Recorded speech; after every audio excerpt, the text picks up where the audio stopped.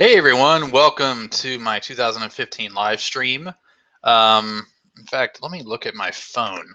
I actually saved a screenshot of my older live streams that I've done, the last ones I've did. I've done about 6 of them so far since my YouTube channel started, but the last one that I did, official video that I did, was September 8th, 2012. So it's been a while since I've done an actual live stream. In fact, here it is right here.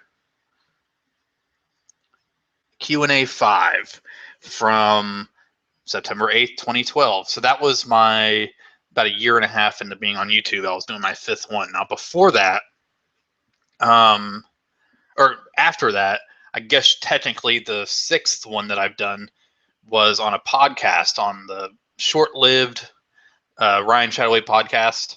I didn't stop that for any particular reason other than the fact that I just didn't get around to doing another one. The last one that I did was October 28th, 2014. And that was on a little Q&A segment of the Ryan Chataway podcast. And it was only a few questions. So technically it wasn't even a real Q&A video, I guess you could say, because it was a podcast. But it's been a while, guys. It's been a long time coming. Sorry.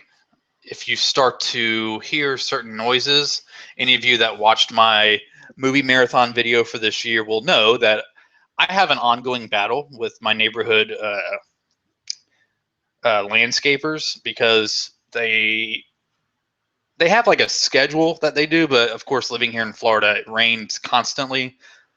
Some days it doesn't, some days it does, and they're having to rearrange their schedule a lot. And anybody that watched my marathon, 24-hour movie marathon video this year will know that I have an ongoing battle with them about every time I want to record something. See now. Yep, they're going by the house right now. I don't know if you could hear it through my headset, but it's okay. But it's so funny because I've been awake probably for about 2:20, right, 2:22 in the afternoon right now. And I've been awake, I would say, since 6:30, 7 o'clock this morning. No mowing, nothing. Quiet outside, sunny. And then a little while ago, my wife was here for lunch, and literally like 45 minutes ago, I heard, that's a terrible impersonation of somebody starting up a lawnmower, but yeah, I mean, it keeps the neighborhood looking nice, which is great. I live in a townhouse, so the homeowners association of the townhome of this neighborhood, yeah, they're right outside my door right now. They keep it looking nice. It's just kind of one of those frustrating things about. I'm really thankful. Don't get me wrong. I'm thankful that they come and do this, but it seems to always happen when I'm getting ready to film a video. But it's all good. Yeah, I just decided to do this down here. I wasn't going to do upstairs. You know, I can do it down here. Anybody that lives in a townhome or even an apartment knows that living with 2 stories in a place like this, sometimes the upstairs is a lot hotter, and it's been like in the 90s, or even like some days it feels like it's over 100 here in Florida. So like the top of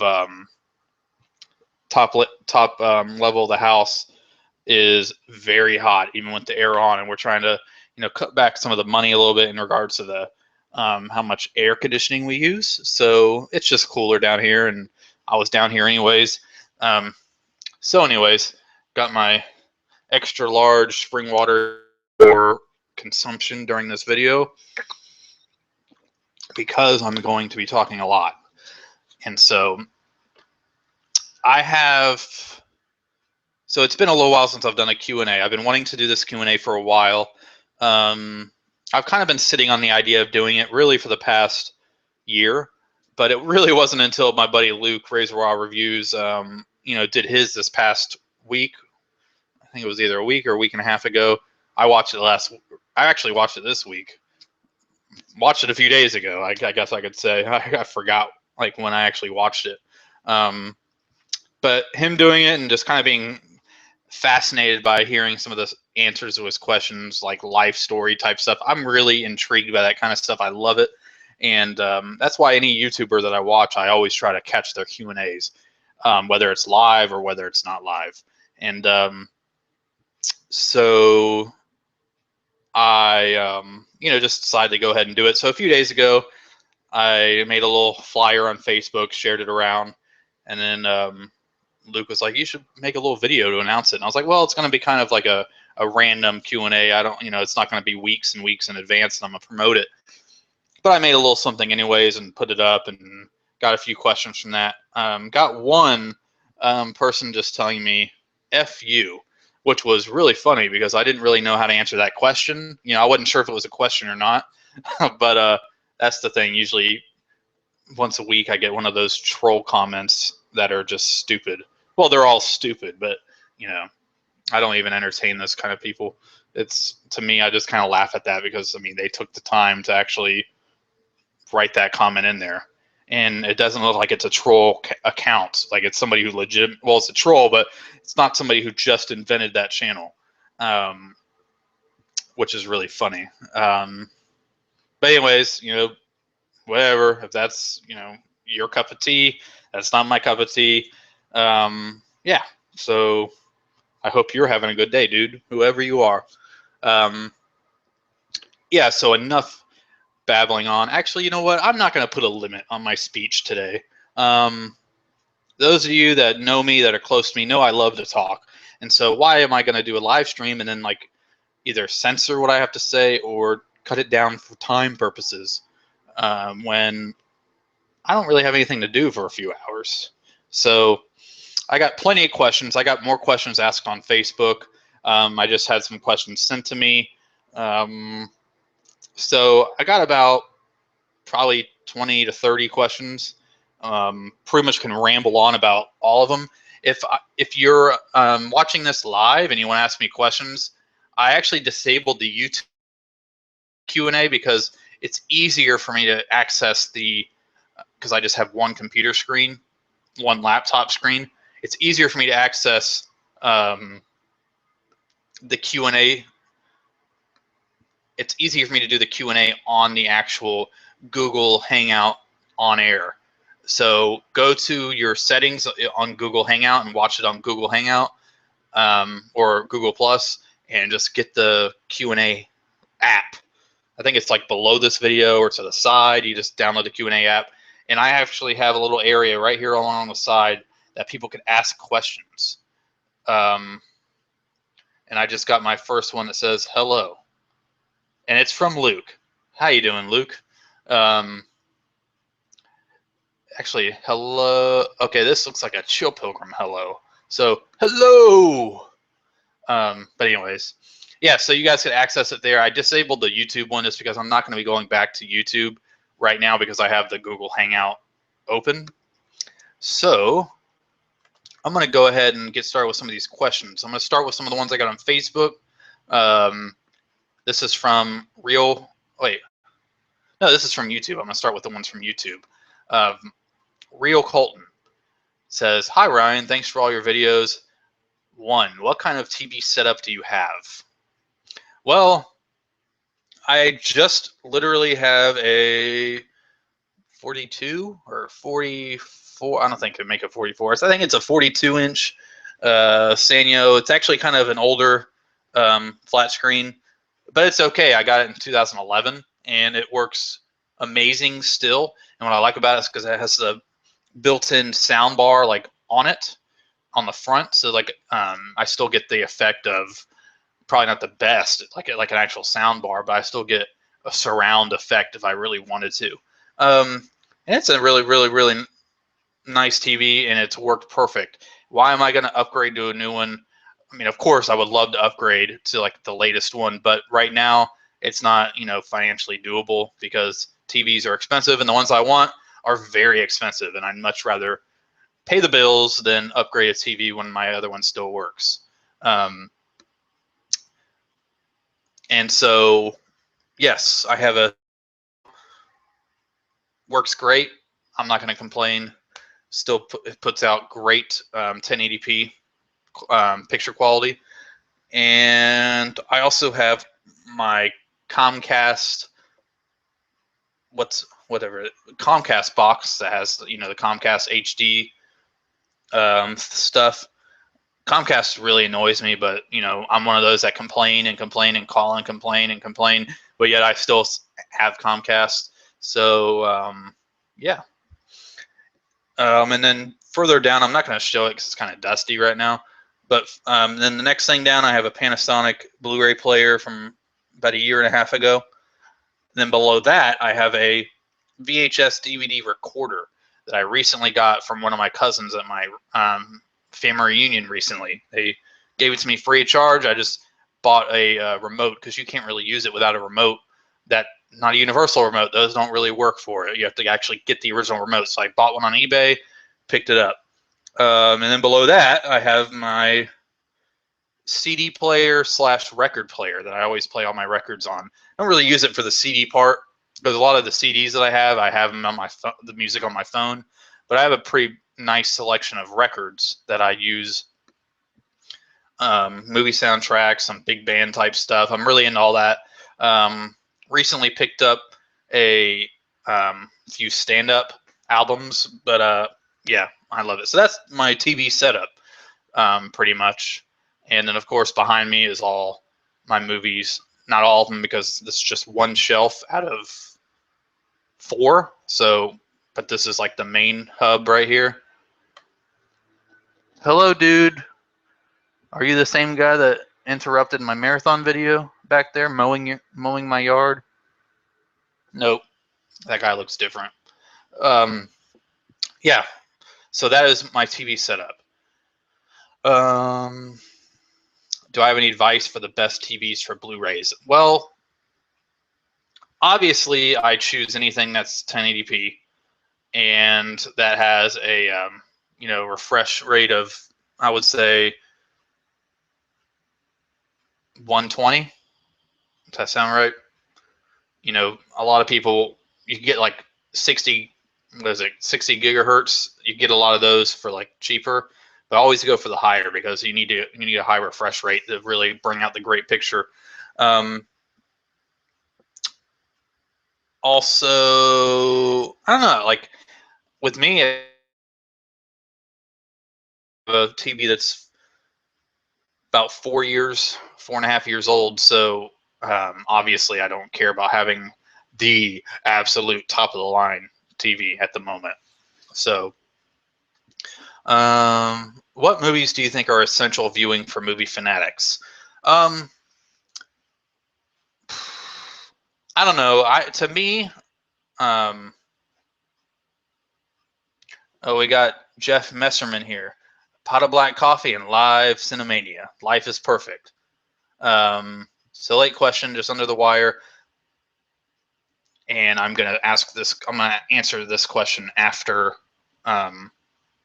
this question because I really like that.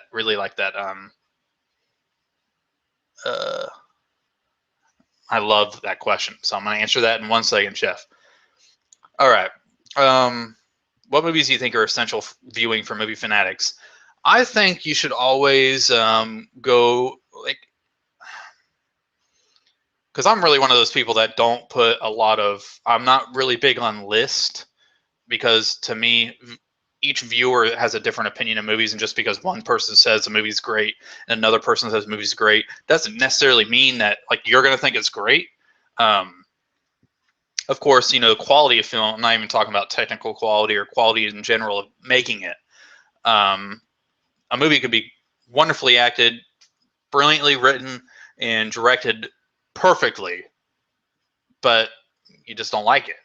And so, essential viewing, really, what I did when it comes to like trying to get lists, I don't really regard the IMDb, 250 films list. It's cool looking at it, but I personally don't really look at that one. If I really want to look at essential viewing for movie fanatics, I try to, of course, the AFI, all the AFI list I like to look at. I don't, say they're 100% correct, but I like looking at that one. And then the British Film Institute, I like the Sight and Sound. list. Those are good ones because they give you a wide range of films that I think they're really essential to get the whole grasp of film. And if you get to watch some of those movies, then you're going to get exposure. Even if you don't like the movies, you're going to get exposure into other genres or other countries of film. So, like, I've just spent this that amount of time answering the question, and I didn't even name any movies.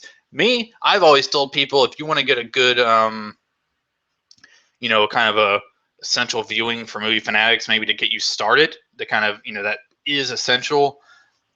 I just say, hey, go to my top 50 favorite films of all time list and check that out. But what I do, if I were you, is I would go maybe pick up some best pictures, that kind of thing. But I would, maybe pick.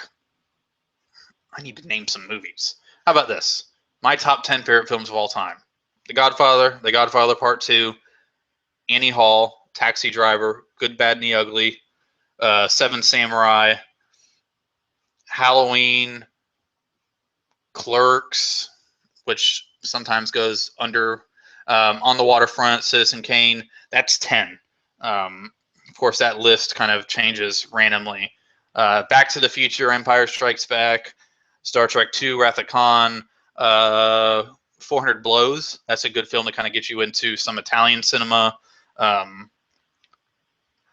Another film that I think, is a good kind of exposure, and it's a different kind of film that I don't really hear a lot of people talk about, is Last Tango in Paris. I mean, right now you have a lot of talk about, 50 Shades of Grey, and that's the interest of, there's this audience for this like whole erotic type drama. I haven't seen 50 Shades of Grey, and I don't really have any interest in it. But to me, I have never seen a film as powerful dealing with the emotional and, I guess you could say erotic type content that Last Tango in Paris, starring Marlon Brando, directed by Bernardo Bertolucci, 1972. To me, that film is raw, is powerful. I think that's definitely a film that needs to be seen. It kind of gives you exposure to Italian cinema as well, and it kind of lets you get into that world by watching it. Not because I watched it for this reason, but the fact that Marlon Brando is a great, great American actor, and that's another movie. You could get into Bernardo Bertolucci's films, and I'm all about taking little things about films and just kind of going down a path because of that.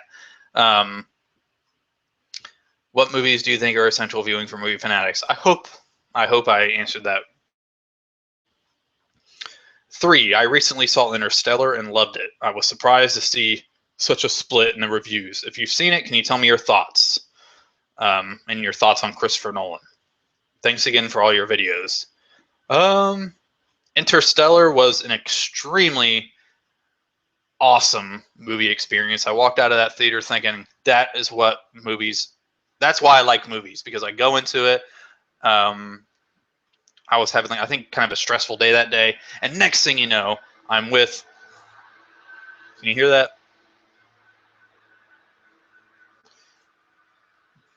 Cutting the grass still. I'm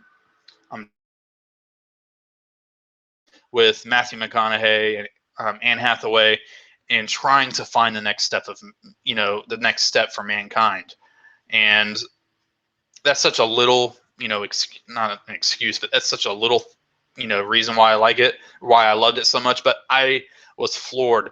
It really, really since then, I've been reading so many books about, theoretical physics, even physics stuff. I've even bought and rented some different books from the library to kind of teach a little bit of physics, like actual physics and all that stuff.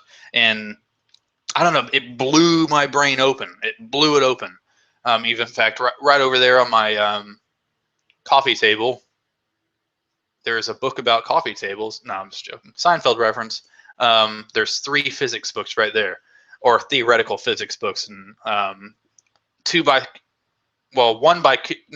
Kip Thorne, and then another one called I I forgot what the other one's called, but they're just brilliant, brilliant books, and it just blew my mind in terms of that whole area of science and stuff like that. But I loved Interstellar. I love every second of it.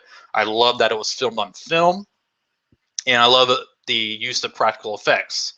Of course, there was some enhancement with the practical effects using practical effects, and then you're supposed to enhance those practical effects if needed with CGI. So once again, that's just my opinion. And my thoughts on Christopher Nolan. I've been a Christopher Nolan fan ever since Memento came out. So I remember when they announced Christopher Nolan to do Batman Begins, because I remember even seeing Insomnia when it came out. Memento was the film that introduced me to Christopher Nolan. So when he was announced to do Batman Begins, I was like, wow, they're getting this awesome independent director to do a mainstream kind of story. And now Christopher Nolan is, I guess, like, I mean, I hate to kind of say it, but he is like a mainstream director now. He still has his roots in the independent film and all that stuff, but you put his name on a movie, it sells. Even Interstellar. I mean, I know they talked about how it didn't make it was his like first movie in a while to not open at #1, but it still made a crap ton of money. I mean, over $600 million. That's a lot of money. It was by far not a flop at all. Anyways, I hope that answered your question. I love Christopher Nolan films, and yeah. The next questions are from Matt Hart. Number 1, what made you want to make videos on YouTube? Well, I started making videos on YouTube. I've told my YouTube story countless times, but I always like to repeat it because I think it. Oh, wait. Before I get to Matt's question, I want to answer Jeff's question right over here. Well, I'm going to think about that question a little bit too. Jeff Messerman, the awesome Jeff, asks me my thoughts on the recent Malick films, Terrence Malick films, specifically Tree of Life and To the Wonder.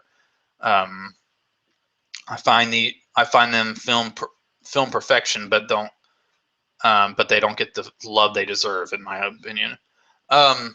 I completely agree with you. Now, Tree of Life was my favorite film of that year.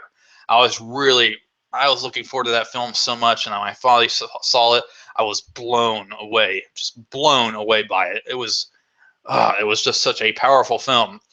I mean, and I actually did not really understand. I mean, there was a lot of hate for it, and there still is. Like, it's such a dividing film and polarizing film. But I'm so glad I came out on the other side of just loving it, and it was my favorite. I'm pretty sure I used to talk about it like my first year or two on my YouTube channel. I've made videos about it before, but I think it is an amazing, amazing experience. To the Wonder is another one that I first watched it when it came out on Netflix for the first time. And I remember the first time I was thinking, okay, this maybe so far is not my favorite Malick film. I'm a huge Terrence Malick fan, have been for years. And so about 15 minutes into it, I just I could tell I wasn't really in the mood, so I stopped it. And then later, a couple weeks later, I went ahead and I was in a great mood. It was during the day. I was wide awake. I was happy. Put it into the Wonder. Loved it. Didn't like it as much nearly as Tree of Life, but I really, really thought it was definitely film perfection as well.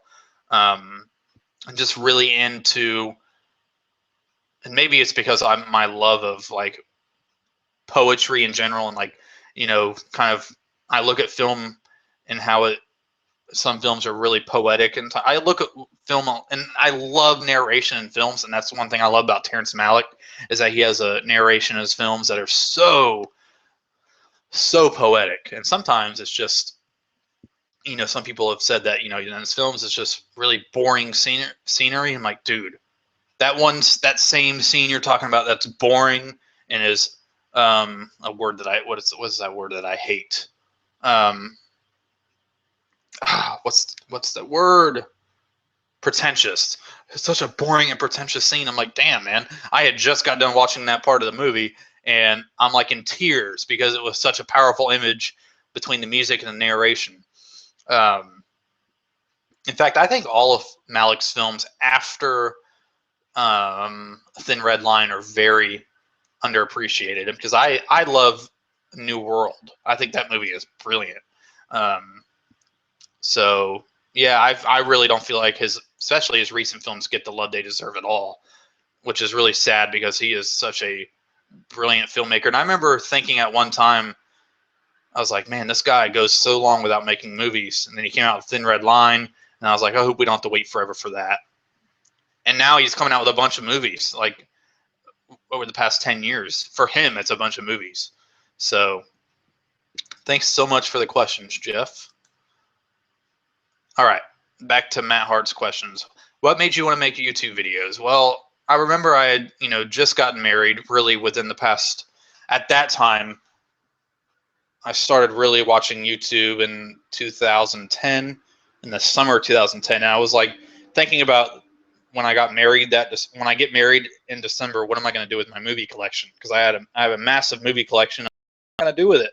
So starting in about the summer, I started, watching.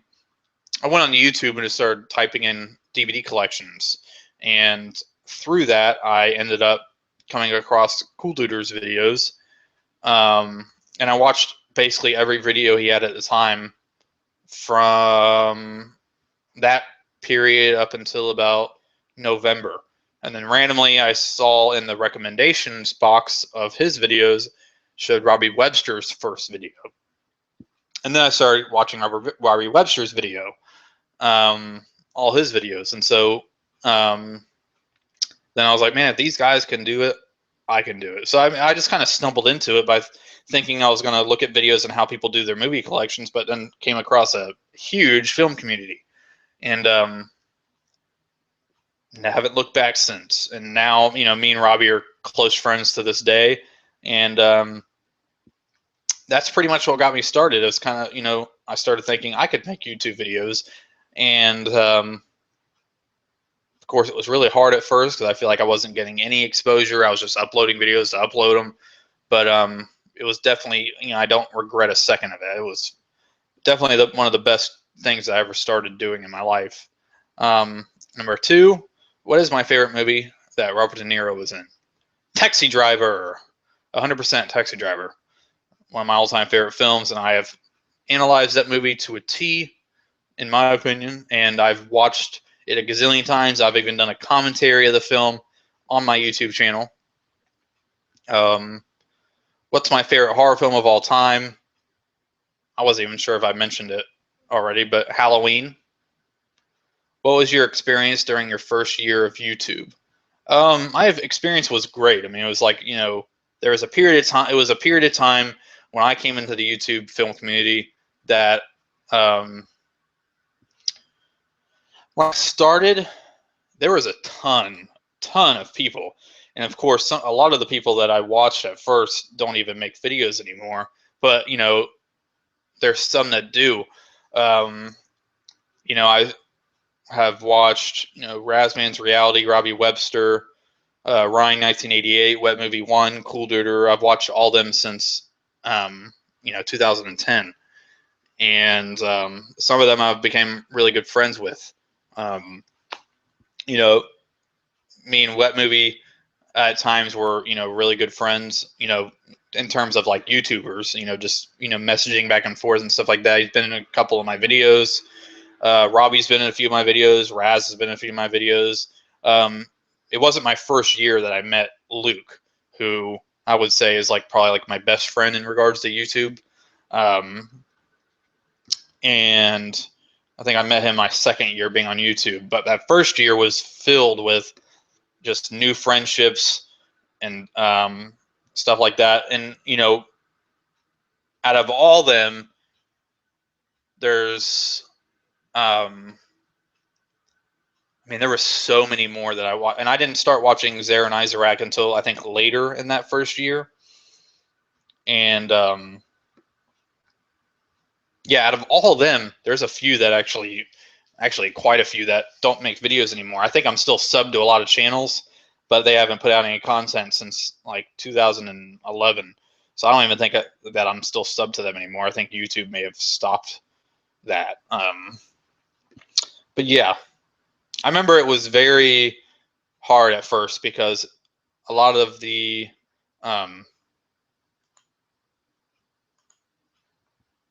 I think it was very hard at first because a lot of the whole what am I trying to say? That's what happens when my eyes go to a different part of the computer screen.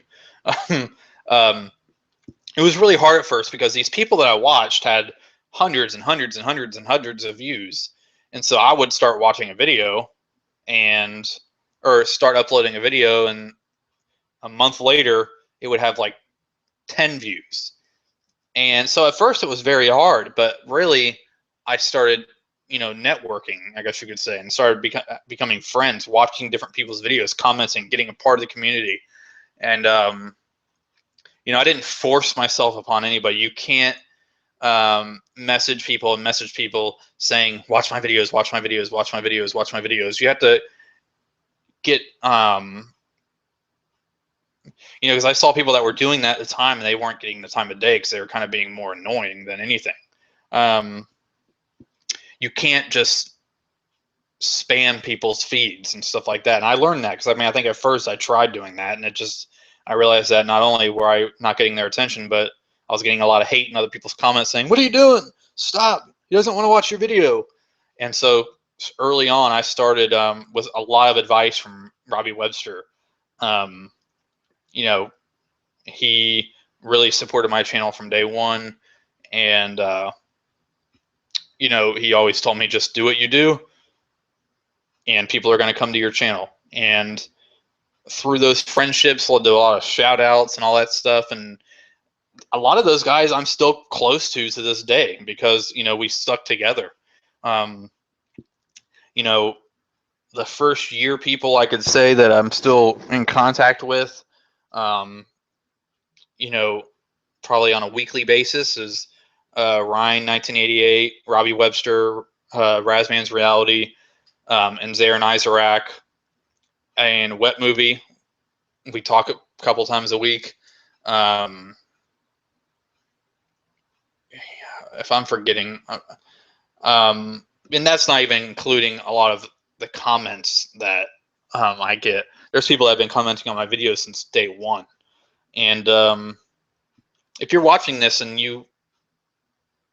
I would really be interested to know, what do you remember? And you could comment under this YouTube video or even in the Q&A part on the Google Hangout. What was the first video you ever remember seeing of mine? And when was that? Because I'd be really interested to know who's like literally followed me for that long. There's people that I still comment on my videos that I know for a fact they've been commenting since, my first year. So, but yeah, thank you so much for the questions, Matt. I hope that answered them. And it was really the second year when I started meeting a bunch of other people that I'm, of course, and the two, I'm going to go ahead and mention that. The two that I really got pretty close to at that time was, of course, Luke, Razor Wire Reviews, who found me through Robbie Webster, and Jason from Beyond the Realms. I forgot exactly when did he or how he found my channel, but somehow I ended up watching his stuff, and me and him, exchange, text messages on our phones like all the time. Like, we're friends. And of course that led me into meeting a bunch of other people too. But yeah, that's kind of how the beginning of my YouTube was. All right. YouTube comment. Favorite movie. This is Mad for Movies. That's who left this. Favorite movie. Of course, mine's The Godfather. I'm wearing my Godfather T-shirt. His favorite movie is Raging Bull, which is a movie I really, really like. Not one of my favorite Scorsese movies, but actually, you know what? It probably is in my top 10 Martin Scorsese movies. Actually, it is. What I'm trying to say is I can't watch it all the time because to me it's so depressing and it really gets me in a bad mood. um, Worst movie ever to him is King Kong, or to him or her, because it says Mad for Movies. It doesn't really say anything about a gender. Um, King Kong 76 was the worst movie. Um, Worst movie ever for me.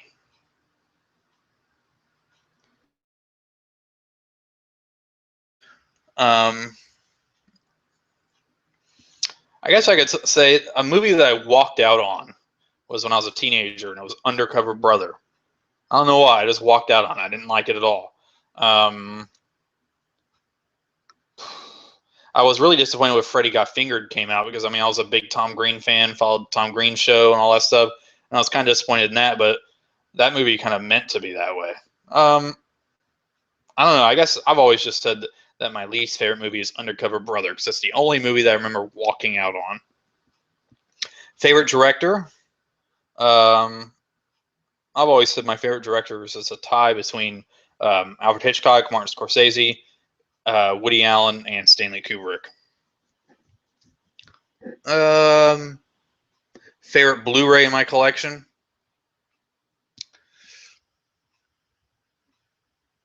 I don't really know. Of course, I mean, of course I have my Criterions and all that stuff, but favorite Blu-ray? It's my favorite Blu-ray. Um, Favorite Blu-ray? I don't really know. Um, I really, really love the Alfred Hitchcock set, and I really love. I got them right here. I mean, I would say my favorite Blu-ray set. I'm gonna choose something other than a Criterion. Oh man, this is really hard. I I guess it would have to be um, my Planet of the Apes set, my Alfred Hitchcock set, uh, and in terms of, I mean, one of my all-time favorite Criterions that I have is On the Waterfront Blu-ray. It has loads of special features. Really covers the whole era in film where it was basically a witch hunt for communists and stuff. Has a lot of stuff about that. But in terms of my favorite Blu-ray, I don't know. I don't really know. um, and what is an item at the top of my wish list? I guess he means like any wish list that I buy stuff from. I guess my Amazon wish list, my item that I want the most is something I'm actually getting in a couple months. My birthday's in a couple months, and I already have part of the money saved up for it. Is the complete Batman TV series, the original Batman TV series. I already have the original Batman serials, all that stuff. I just need this Batman on Blu-ray TV series, the big set that everybody is showing. Other than that, I'm in the process of getting my hands on more Miyazaki films. So hopefully that answers your question. All right, Stoudman asked me, what are my thoughts on our one true Lord and Savior, Nicolas Cage? Nicolas Cage is one of those actors that, I'm always entertained by him. I mean, I wouldn't say he's the greatest actor in the world, because obviously he makes very poor choices in terms of film, but he has this charisma and this personality that I really like in terms of being an actor and how he plays his roles. And I've always been a Nicolas Cage fan. My favorite Nicolas Cage film is probably The Rock. I love The Rock. Um, Leaving Las Vegas is a very good movie. That's the movie he won his Oscar for. Definitely deserved the Oscar, but it's a damn depressing movie, and I can't watch it all the time. But I really, really like Nicolas Cage. I don't really watch a lot of his newer stuff, just because I just never get around to it. Next up, we have Skin Slip. He asked me what is my favorite non-Leone spaghetti western.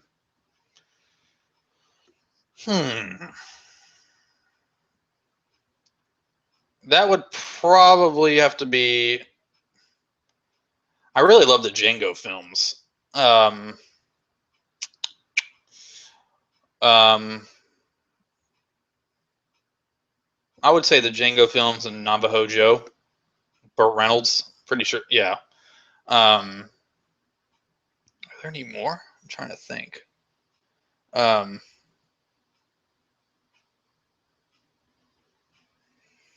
Jeff Messerman in my Q&A says Cajun adaptation is a performance alone is pedestal worthy. Let me see, is that what it says? Pedestal worthy. Yeah, I completely forgot about that film. How did I forget about that film?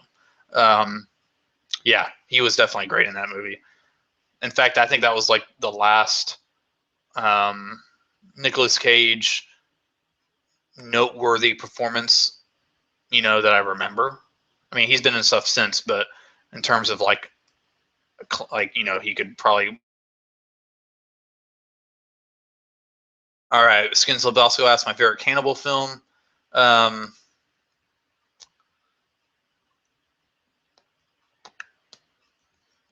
there's a few that I really, really like, and I just always get some of their names mixed up. But I really like Cannibal Holocaust.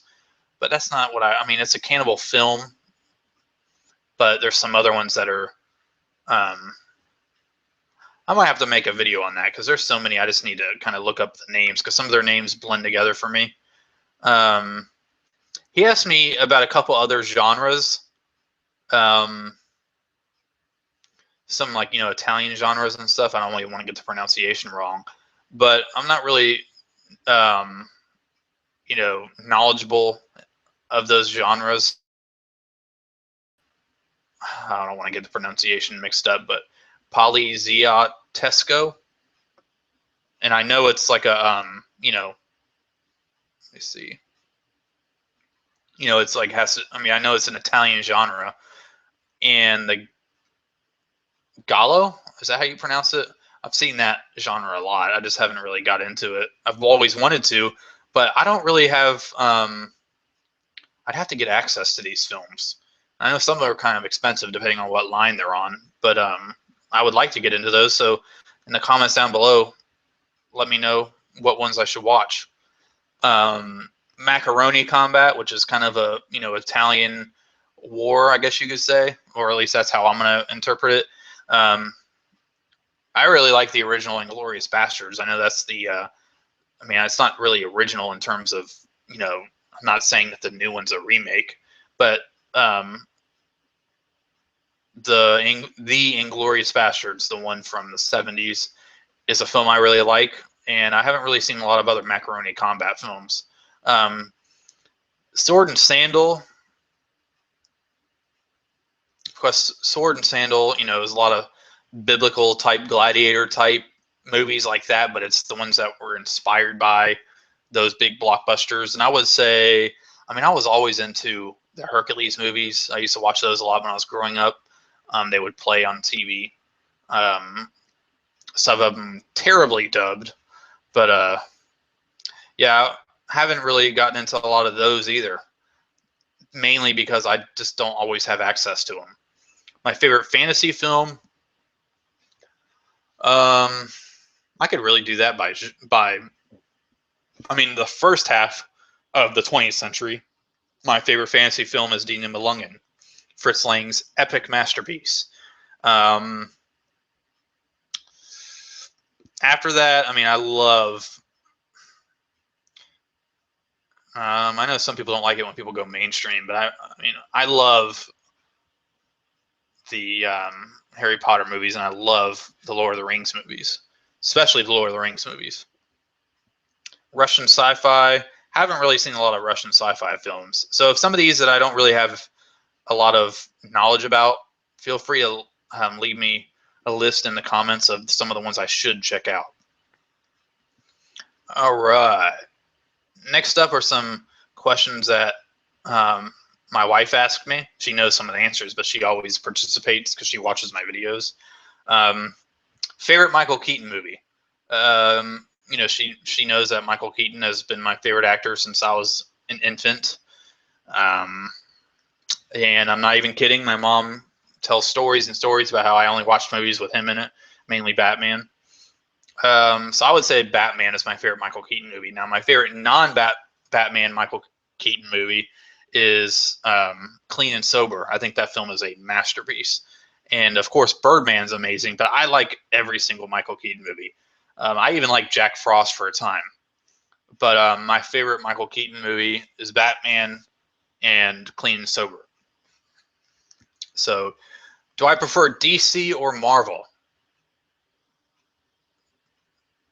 DC. And I think I'm going to be getting another question about that later, so I was going to say DC and move on. Favorite musical?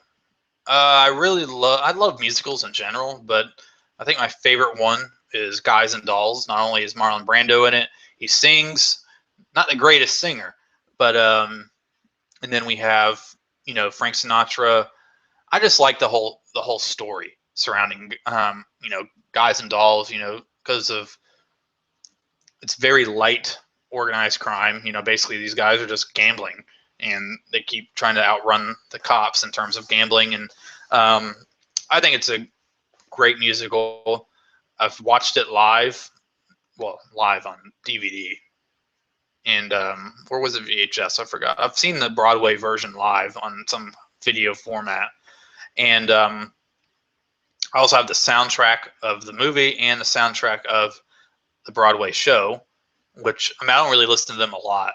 And then also I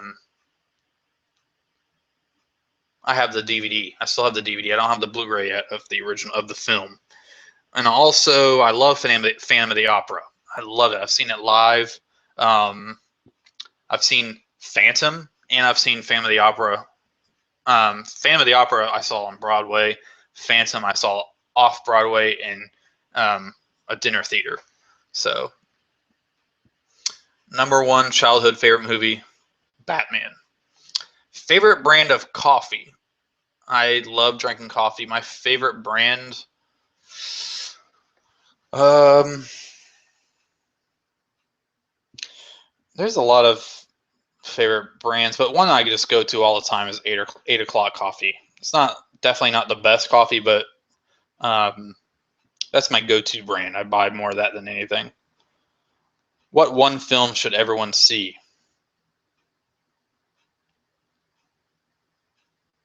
Star Wars. Best Adam Sandler movie. My favorite Adam Sandler movie is Happy Gilmore. Must have snack or drink when watching a movie. In terms of snack while watching a movie, I don't really eat while watching a movie. I'm not really huge on popcorn. I never get popcorn at a movie theater. I don't get candy really at a movie theater. And the reason for that is because it's not that I chew disgustingly or anything like that. I just can't stand it. If I'm watching a movie, I'm watching, a gut-wrenching scene in a drama happening to these people's lives. It's annoying. Also, let me go back to the questions. Hold on one second. All right. But drink, I always have a huge thing of water next to me, and a Diet Coke. And if I'm off for a couple days, I'll probably have a beer or something. But most often it's water or unsweet tea. All right, my dad decided to ask a question on Facebook. What do you think about the petition to end sale and distribution of Gone with the Wind? Some people say it's too demeaning and racist. Well, I do not agree with any kind of censorship whatsoever. So obviously, I think the whole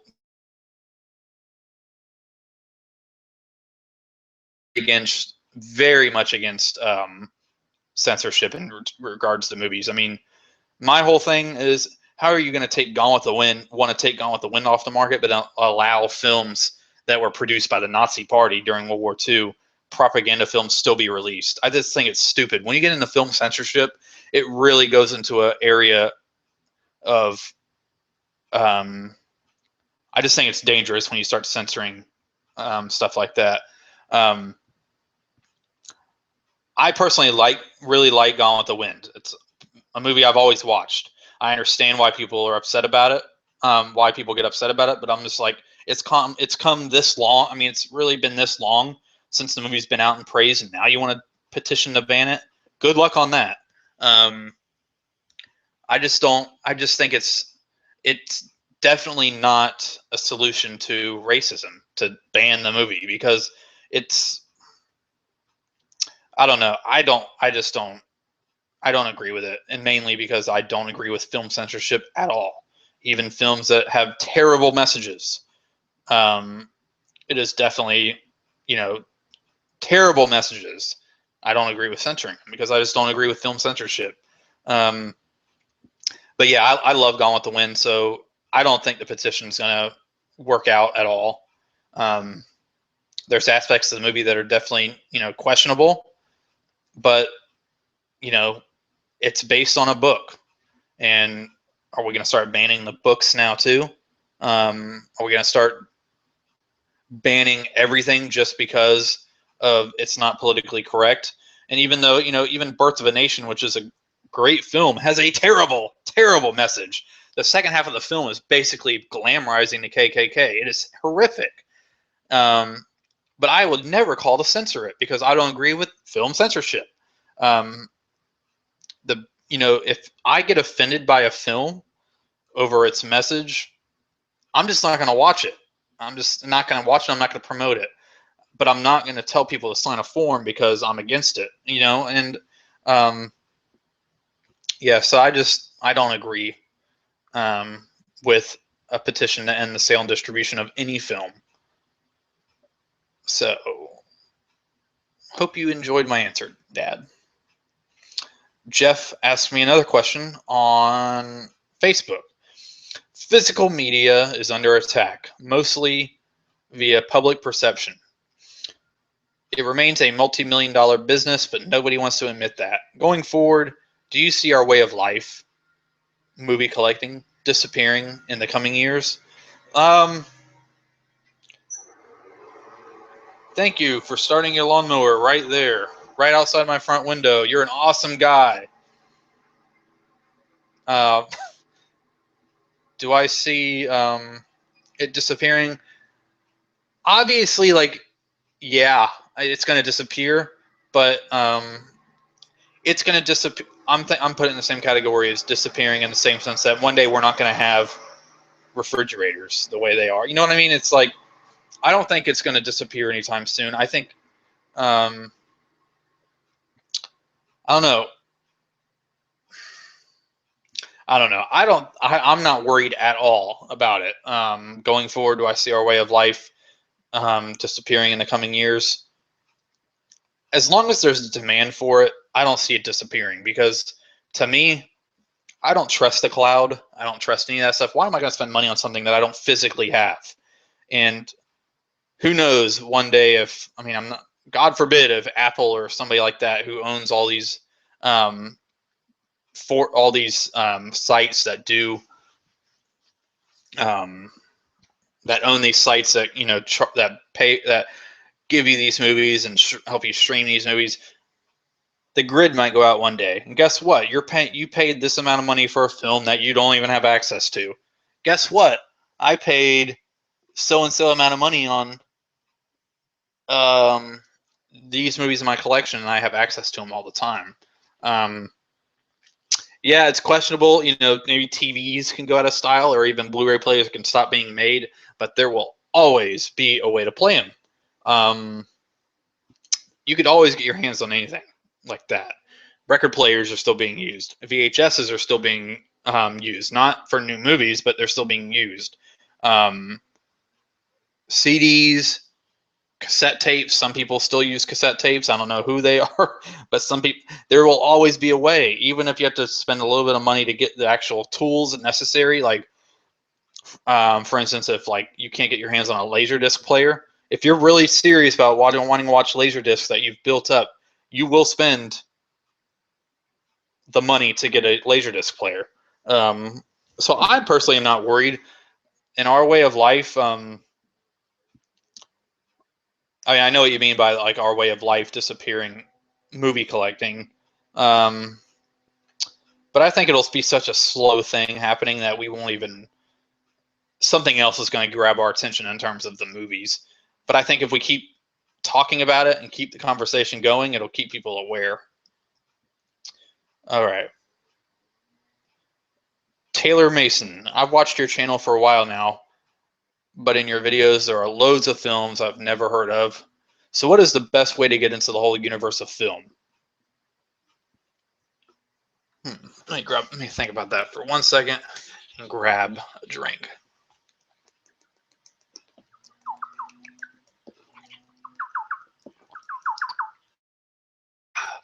Yes, my drink just whistled.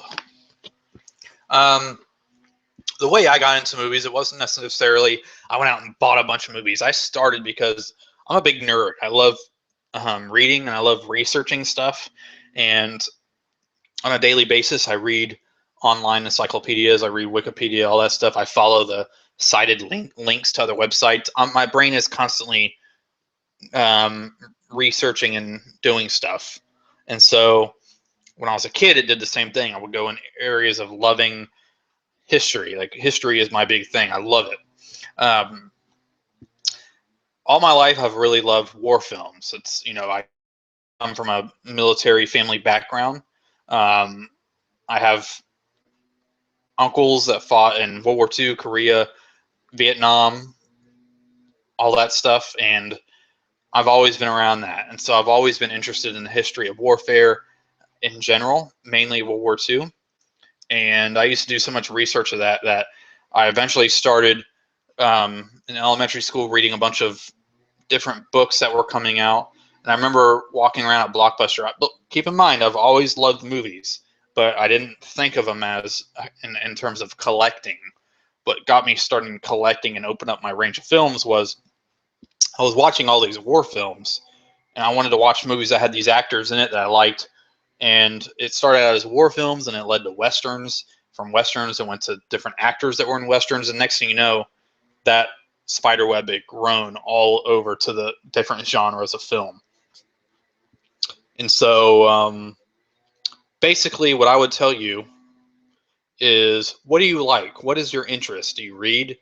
Do you like sports? Take your interest and try to find movies based on your interest. Then once you watch those movies, what do you like about the films? Do you like the direction? Do you like the acting? Do you like the music?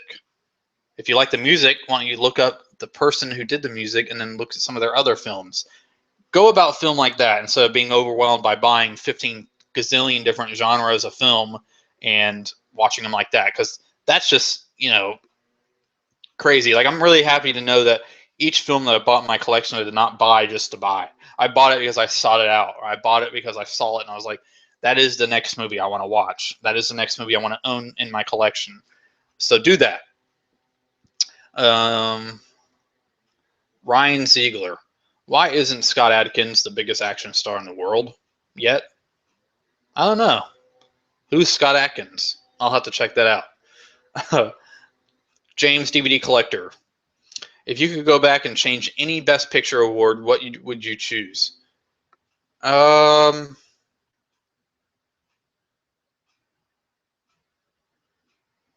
don't really know. I would have probably made Citizen Kane win Best Picture. What year did that come out? 41? Brain fart. So I would probably make it to where that won Best Picture. What superhero film would you like to be made if you had a choice? Bring on the Batman.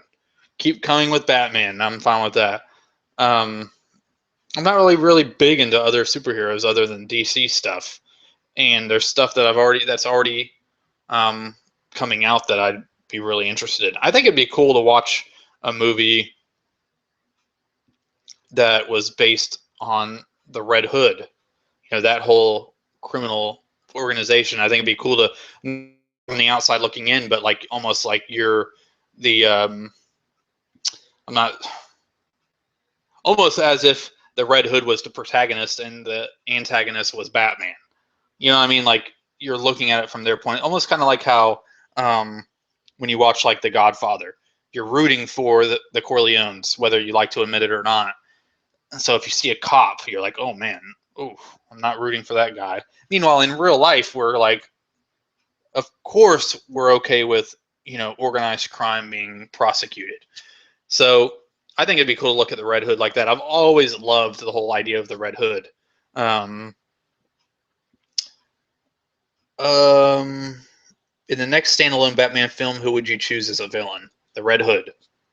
I've been really wanting a live action version of, the actual Red Hood, and I'm talking about live action in terms of movies. What Avenger would you add to the roster? I don't really know anything other than the Avengers that are in the movies. I've never been a big Marvel person in terms of reading comic books. And, the Justice League crew. Even growing up reading comics, I never really got into Marvel other than X-Men. And even then, I haven't really followed X-Men in a while. I mean, I haven't seen an X-Men movie since X2. I haven't even seen First Class or Days of Future Past. None of that. I plan to. I actually have it in my wish list. I want to pick up all the X-Men films and watch them. And of course, I like a lot of the Marvel movies. Most of them, the ones that I've seen. But I don't know what Avenger would I add. It's not really a topic I know a bunch about.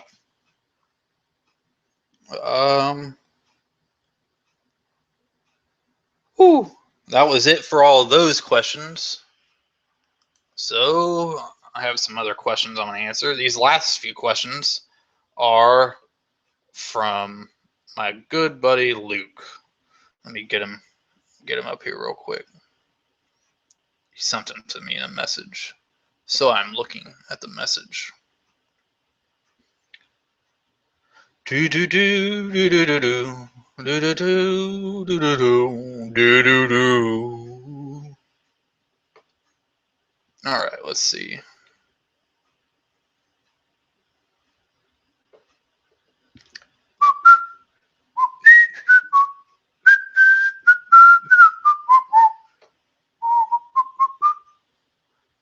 Damn, Luke. Luke sent me 15 questions. Hell yeah. All right. Question 1. What makes you happy? My wife. My wife is my everything. I love my wife. She makes me happy all the time. She is like the one person that could really cheer me up.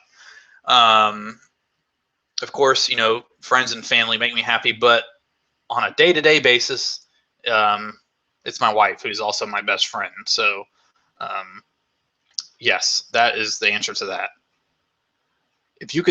Number 2, if you could spend a day with Michael Keaton, what would you both do? What would we both do? That'd be so damn funny. I mean, I think most of the day would be, look at me, I'm like laughing, I'm all happy as if it's going to happen. Like just the thought brings joy to me. So I guess, Luke, another answer to your question 1 is what makes me happy. Spending a day with Michael Keaton makes me happy. What would you both do? I don't know. I think on a funny note, I think what I would do is go around to different places and try to initiate a conversation that will cause that I'll need the answer will be I don't care to the person. Like I know this is really random to some of you, but anybody who's Michael Keaton fan and who's seen the movie The Paper will know what I'm talking about. I want to be in a situation with Michael Keaton to where I think it'd be funny to go to a restaurant and the person says, "Sir, you didn't pay for this or you didn't do that." And I want Michael Keaton to reenact the scene from The Paper, Ron Howard's The Paper, where he's like, "Well, yeah, guess effing what? I don't really effing care. You want to know effing why? Because I don't effing live in the effing world. I live in effing New. So go F yourself." Like, it's just awesome like rant that he does, and it's unexpected in the movie. That's really off the wall, but that would be so funny to see that. And then at the end, that people are like, "Who the heck are you?" And he'd say, "I'm Batman." That's so random, but it's worth it. What will we both do? I think I'd ask him what he's into. What are you interested in? Let's go hang out. Like, what do you want to do? I know he likes baseball. Maybe we'd go to a Jacksonville Suns game. I know it's minor league, and it's nowhere near Pittsburgh, but or the area that he's from outside of Pittsburgh. But I don't know. Of course, food would have to be involved. So really, but I think it'd be cool to go to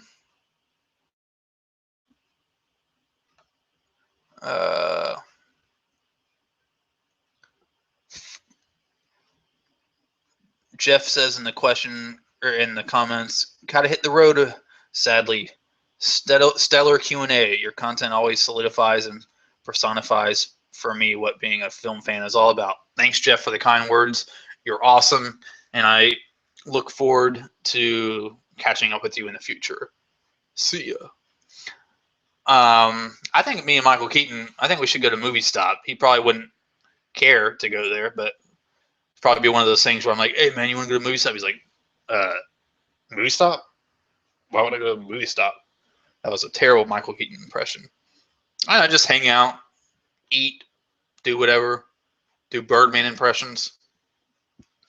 You can direct, number 3, you can direct a sequel to any film that exists with endless freedom, with budget, cast. What do you make, and how would it go? I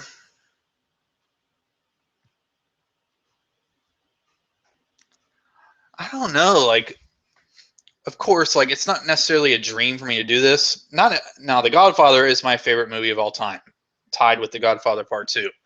I know not everybody loves The Godfather Part 3, but I like The Godfather Part 3. I've watched it, countless times, and some of the acting isn't great. I mean, there's definitely flaws in it, but I think it would be cool to check out or to direct the abandoned idea of having the next Godfather film, The Godfather Part 4. It'd definitely be an adaptation of the script or the ideas that Francis Ford Coppola already did of doing a Godfather film that is kind of like The Godfather Part 2. He said if he ever would be kind of like The Godfather Part 2, to where one plot line would be Andy Garcia's character in the 80s and 90s, kind of getting into getting the family back into let me see, getting the family back into the illegitimate world, and he kind of has a little downfall with the drug trade, because basically, that's what eventually he would have gotten into, paralleled with the rise of Sonny, prior to the events in The Godfather Part 1, the rise of Sonny in the family's ranks.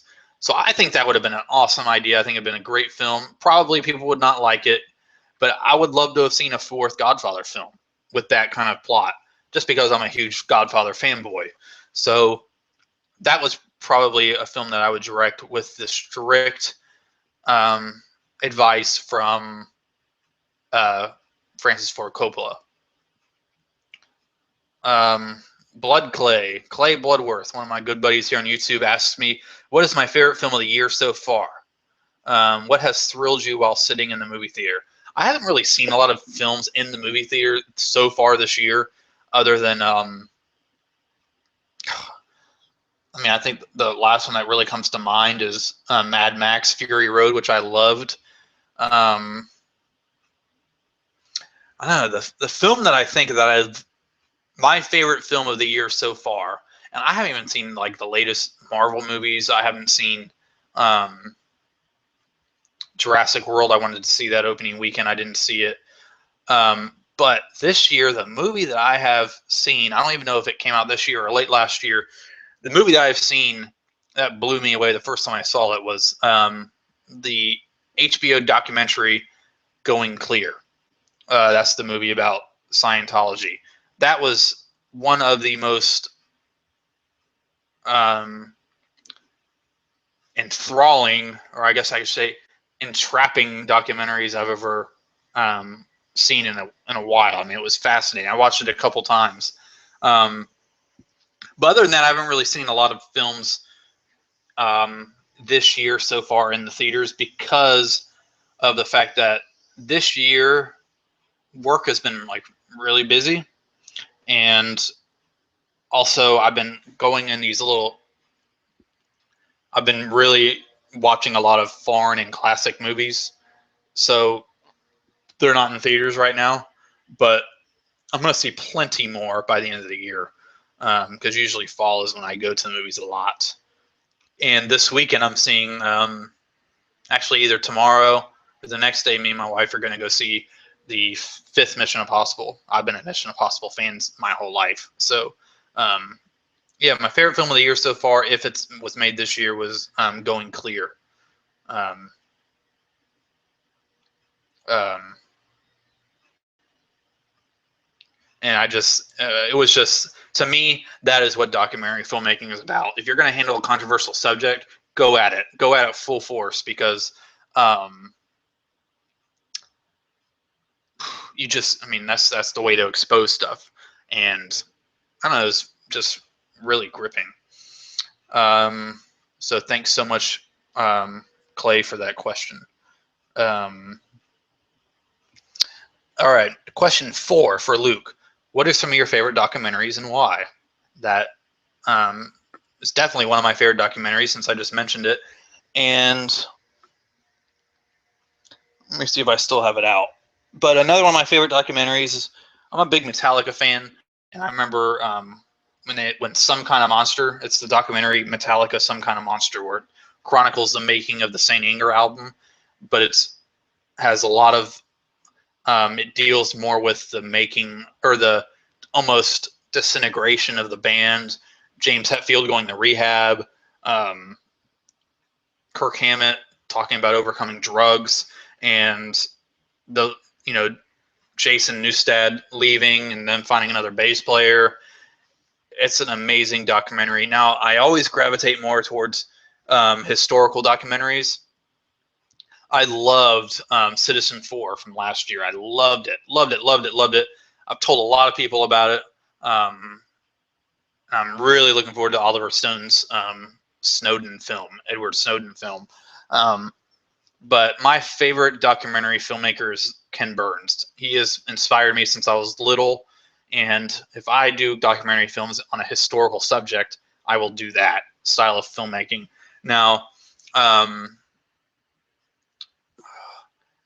like some of Michael Moore's earlier stuff, but I've always been more of a fan of documentary filmmaking where the filmmaker himself really wasn't the star, I guess you could say.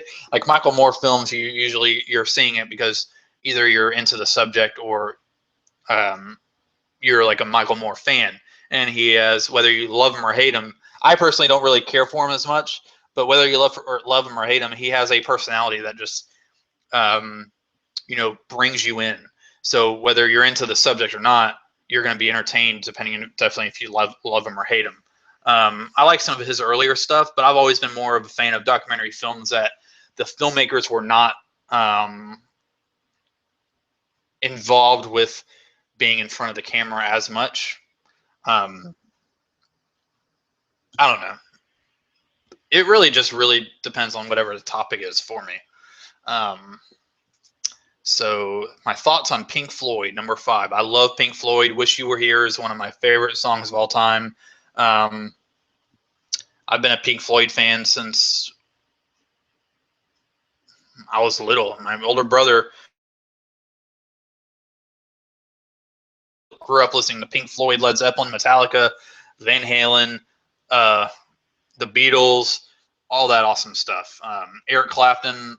I grew up listening to all that stuff because my brother was 18 when I was born, and he was in his early 20s as I was growing up. So I love Pink Floyd. Number 6, what are your favorite Chill Pilgrim videos moments? For those of you guys who don't know, another YouTuber in this film community, Chill Pilgrim 1138, is his old channel. He's really close in our community. Everybody knows him. He's been going off and on these hiatuses past couple years on his channel, but he still will put out content from time to time. This guy's hilarious. He loves films. He's fun to talk to about films, but he's also very humorous. And he is definitely one of the more entertaining YouTubers that I've seen. And me and Luke have been a huge supporter of him since day one. A lot of our videos used to contain so many inside jokes in regards to his videos because we all talked so much. But my favorite Chill Pilgrim videos were some of his classic videos where he used to like act out these scenes in like for instance, he did a Friday the 13th top 10 Friday, or his favorite Friday the 13th films in order from least to best. And starting out the video, you just see like the woods. And I don't even think this video exists anymore because I think he deleted that channel. But if you go to Luke Ryan Razor Wire Reviews 24-hour movie marathon year 3 video, I'm pretty sure it was year 3, he actually includes that clip into his video. Chill Pilgrim gave him the video to put on his movie marathon video in this like little short skit. Little shit. I did not mean to say that. Oh, that was funny. That was pretty damn funny. But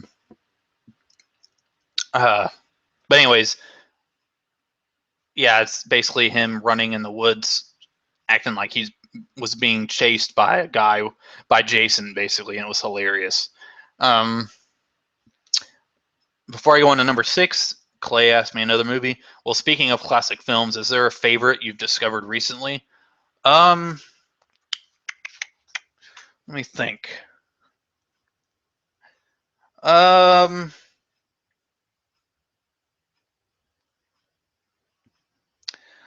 A favorite that I've discovered recently.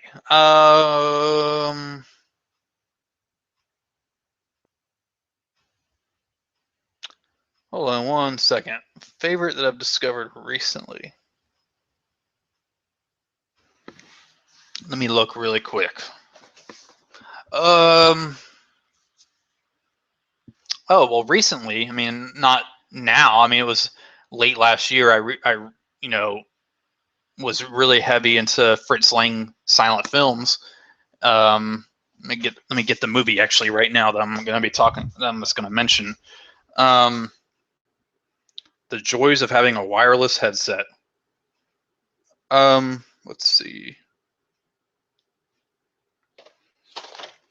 One classic film that I love that I've just recently got, or I got at Christmas time, is Fritz Lang's Dr. Mabuse the Gambler, or Dr. Mabusa the Gambler.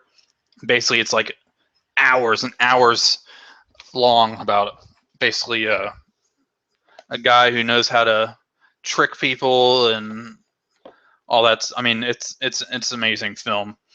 But classics that I've discovered recently, I don't really know, to be honest with you, because I've been like, I guess I should have rephrased that earlier, that I've rewatched a lot of classic films.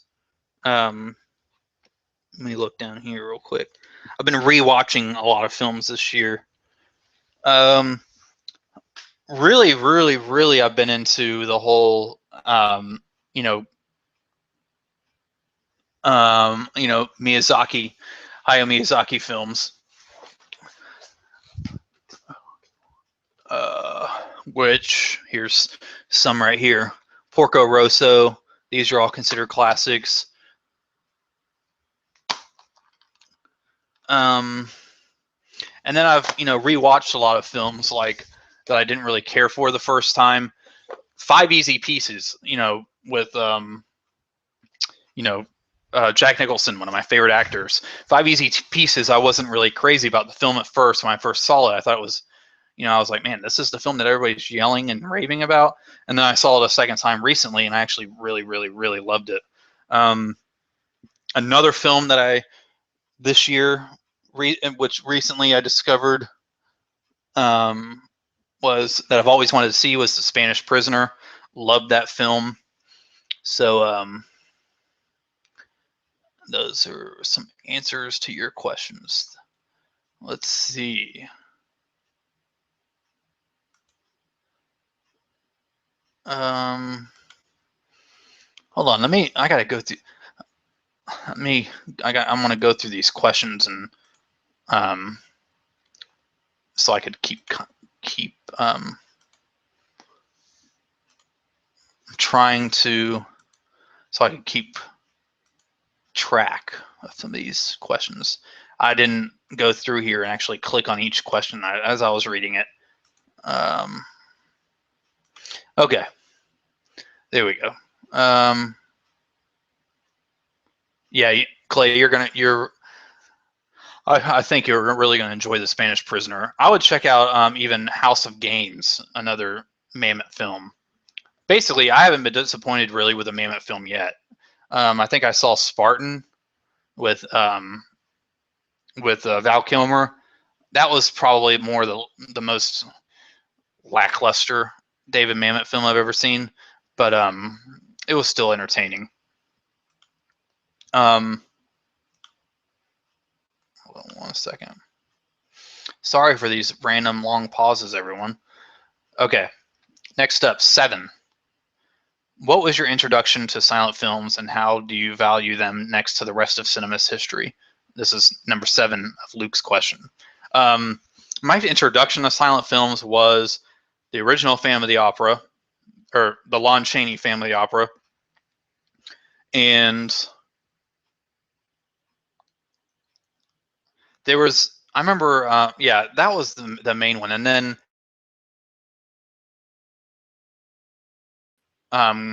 in terms of groundbreaking that I saw, like that's the one that I vividly remember the most. Let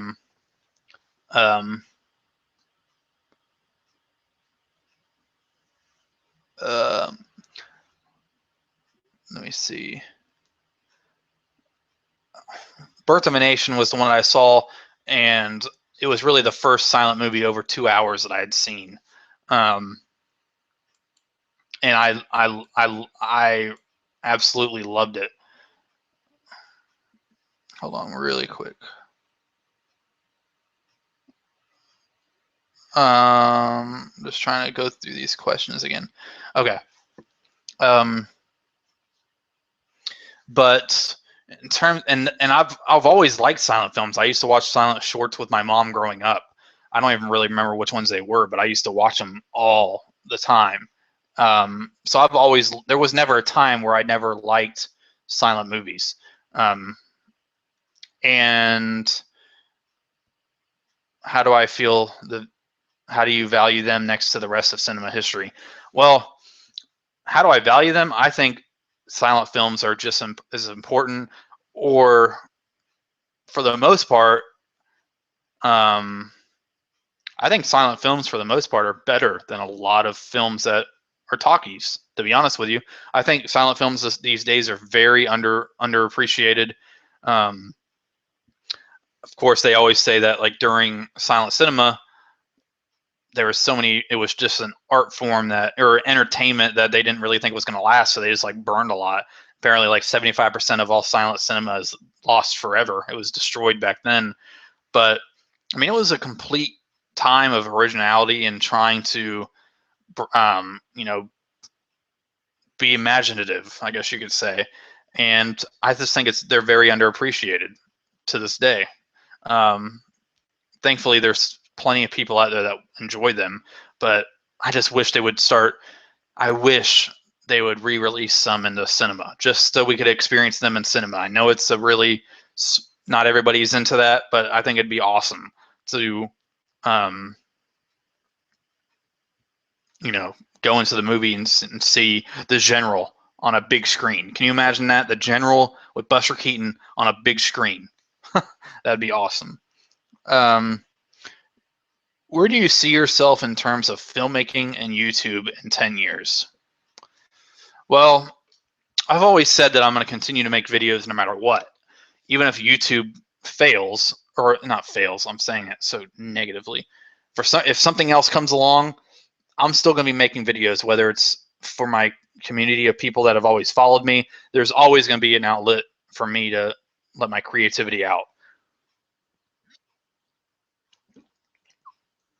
Now, in terms of my filmmaking, um, I mean, I would hope that I would at least have a few films, whether it's documentary or whatnot. I don't know. That's such a hard question because I would have never thought 10 years ago that would be where I am now on YouTube and making movies. And even though there's only, if I make a movie on YouTube, that's thousands of people that will see it. Yeah, it's not millions and millions and millions like Hollywood, but I have a little audience and I love that. So it's like my dream of being a filmmaker is alive. It's maybe not, it's not supporting my life. Like it's not financially at a place where I could quit my job and stuff, but it's not just about that. Like I could be happy knowing that I make movies and make videos and I have an audience. That's really what it's about for me. Um, where I would be in terms of filmmaking in 10 years, I hope I'd have a couple feature length ones to my belt.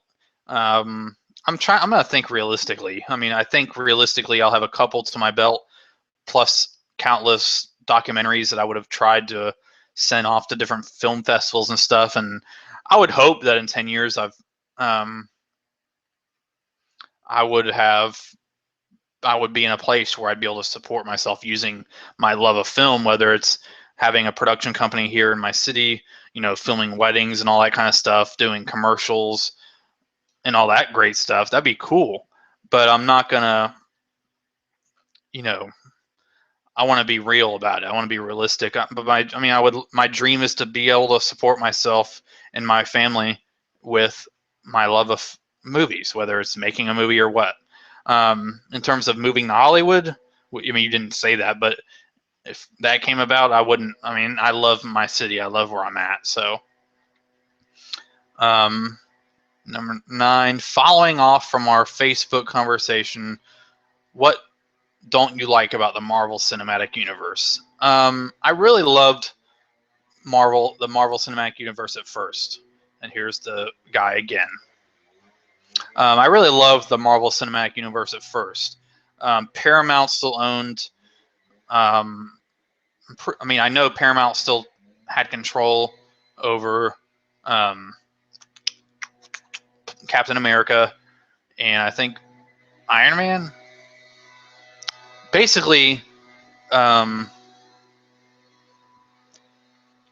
my issues with the Marvel Cinematic Universe is that it's so vast and it's that um, I mean, people could tell me no all they want, but you have to kind of watch every movie to understand what's going on next. And I understand there's a fan base for that, but if you're gonna do that, not everybody can get to a theater every 5 seconds. Every 5 seconds to see a Marvel movie. Um, that's in the Marvel Cinematic Universe. But basically, my issue is the whole thing that I mean, of course, it's great that Disney is able to was able to do this whole cinematic universe and bring it all together. That's great, especially if you're a hardcore Marvel fan. I'm not the biggest Marvel fan. Nothing really against them in terms of that, but um, I don't like the fact I like movies that stand on their own. I like superhero movies that stand on their own in terms of maybe a limited series. I don't like the fact that in order to see it, my thing is if for instance, I haven't seen the second Avengers yet. I know I'm in the minority with that, but my opinion is I should be able to go to see. I should see the Avengers, which I love. I love the Avengers, and I should be able to go into the Avengers the Avengers 2, without having to see any of those other Phase 2 movies. Um, yeah, I'll probably miss some stuff, but I should be able to go into it without having to spend so much money on other stuff. But the main thing that really bugs me is the fact that Disney releases their movies and they're never reasonably priced. I'm sorry, I'm not going to spend $30 on a movie that they don't even want to bother to put a damn slipcover on it, and they don't want to. For instance, I loved Guardians of the Galaxy. I loved it, loved it, loved it. But I'm not going to spend $30 if they don't want to give me a slipcover. I'm not just saying slipcovers are everything, but if I'm going to pay $30, package it nice. package it like you do, like Disney does with all their other movie titles, and you know, bring it down in price a little bit. Like, I'm not gonna, to be honest with you, I'm not gonna spend $30, and this is more of like an unorganized rant about it. I'm not gonna spend $30 for each Blu-ray um, to watch everything to catch up with everything for Phase 3 of Marvel. I'm not gonna spend hundreds and hundreds and hundreds of dollars just so I could see one movie. Like, I'm not gonna do that. I'm not a now. People might be like, well, you're a DC guy, so are you going to be, you know, what are you going to do about that? I'm like, well, they're keeping it simple so far, and I'm pretty sure whenever the Aquaman movie comes out, or the Captain, or not the Captain, the Wonder Woman movie comes out, knowing DC, that's probably going to be kind of film that you could watch it standalone. Like Man of Steel, I love Man of Steel. Batman versus Superman, I'm really looking forward to, but I want to be able to watch it without stuff beforehand just to understand the plot. You know, I just don't really like doing that. I don't like those shared universes type things. You know what I mean? Like, I don't think you should have to see 9 films or whatever to watch one.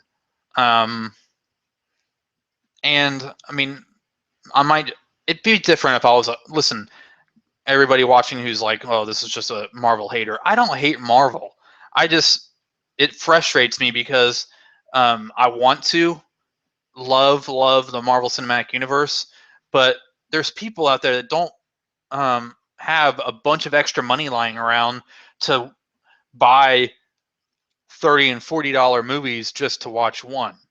And it'd be different. I'll be honest with you. It'd be different if I was big into Marvel, which I've never always been big into Marvel. I've always been a DC person.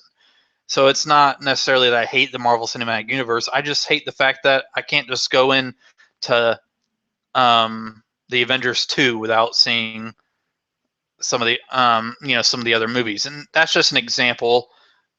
Now, I did see, like, some of the Phase 2 stuff. Like, I loved Iron Man 2. I loved Captain America 2. I haven't seen Thor 2 yet. I loved the first Thor. And I'm gonna see them, but I don't know. I don't know. I think it's just my own little personal frustration I bring upon myself. But I'm just not really a big fan of feeling I have to buy a million things, and they like. And I know it's just how Disney is, how they are. They know how to make their money, just like this whole vault thing, putting movies in the vault. I understand completely why they do it, but it doesn't mean I have to like it. So, man, my voice is starting to get really, really bad. But anyways, that was kind of my little mini rants about it. Whew. 10. What are my favorite iterations of Batman across every media? I guess you're probably meaning like in terms of representation of Batman. Every media. Well, I'm not really big into video games, but so I don't really have a say in terms of video games, but I don't know. I love Batman the TV series. I love Batman the animated series. Favorite Batman movie in terms of Batman, like actual Batman, is probably a tie between Batman Begins, The Dark Knight Rises, and The Dark Knight Returns, Part 1 and 2, and maybe Under the Red Hood. I don't know. I just love everything Batman. I love the original serials. So, Luke, maybe if you're watching this, if you want me to answer that any further, feel free to ask me down below, because I don't know exactly what you're meaning by that, but let's see. All right. Question 11. What has been your favorite 24-hour movie marathon videos so far in its 3-year history? Both your favorite you've made and favorite someone else has made. Favorite I've made was this past year's. I loved every second of this past year's. followed very closely by the year before because of a lot of the videos and stuff I did. But in terms of footage this past year, I love every single second of it, and some of the vlogging stuff in it. Pieces of all the ones that I've done. I really love the whole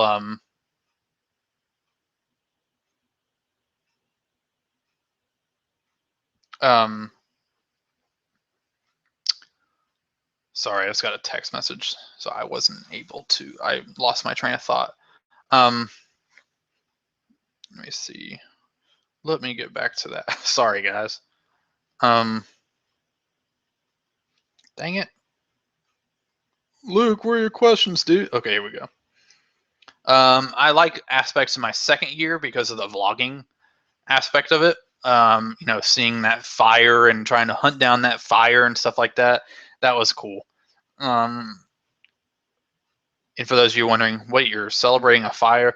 No, there was just a little forest fire. They were just, you know, I saw smoke from far away, and I drove a few miles to try to figure out where it was coming from. But last year's marathon video, the favorite one that somebody else has made, probably a tie between your video, Luke, your video last year. I don't know. I love both of your videos last year and this year the same. Between the videos you've made and Zair Nizarak's A Day in the Life of Zair Nizarak's, basically mini series, I guess you could say. Where do you see the 24-hour movie marathon evolving over the years? Number 12. I don't really want to get it all. I mean, I would love to keep it on a platform like this, and just have more people involved, because I don't think it needs to be in actual, like, I don't think people would actually pay money to go into a movie theater to watch our marathon videos. I personally would, like, not mine necessarily, but like I would pay money, like if they showed like one of yours or one of Zair Nizarak's, or even, you know, somebody else, it's other people that have made them, because I mean, a lot of people have made them so far. But I would just, I mean, I've already thought about what I'm going to do about it if YouTube ended up failing as a website. Well, I would actually probably start my own movie marathon website that has stream or video playing capabilities and just promoting it like that.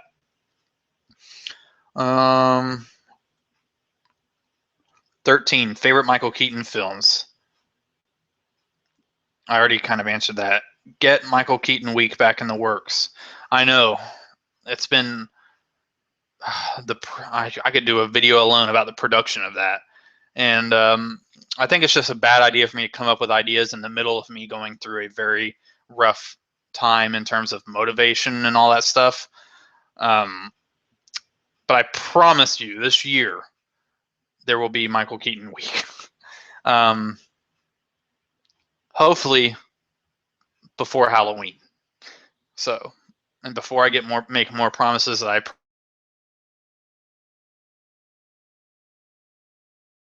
5 films to watch for the rest of your life on a deserted island.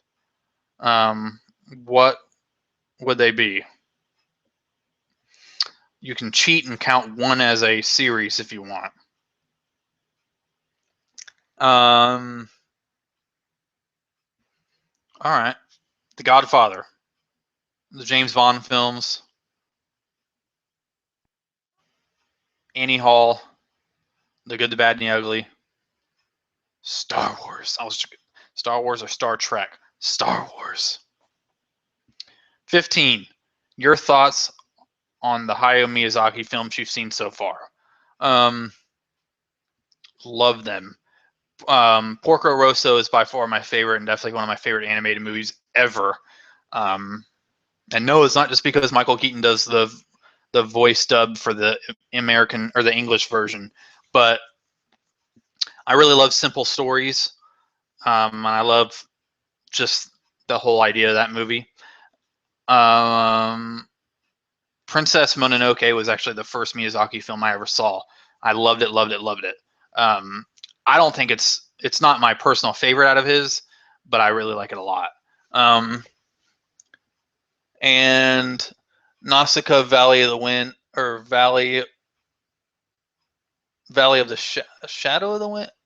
I forgot. Like I can't read it. I'm having a brain fart. I always forget like what that whole thing says. But that one is just epic. I haven't been disappointed with a Miyazaki film so far. The one I've watched the most though is Porco Rosso. So that is 15, and that was the final question for this year's Q&A video. My voice is destroyed. But thank you guys so much for watching. I hope you enjoyed this. If I, for some reason, get more questions during the other people viewing this over time, I might do like a part 2. So if you have any questions I didn't, or you wanted me to reiterate some questions that were asked, just feel free to leave them in the comments down below. Thank you all. I need to start. I stopped breathing. My throat hurt. Thank you all so much for watching. Thank you for everything. Thank you for all your questions. I hope I entertained you well enough. I think they're just about done mowing the yards. So thank you so much for watching, and have an amazing rest of the day. See ya.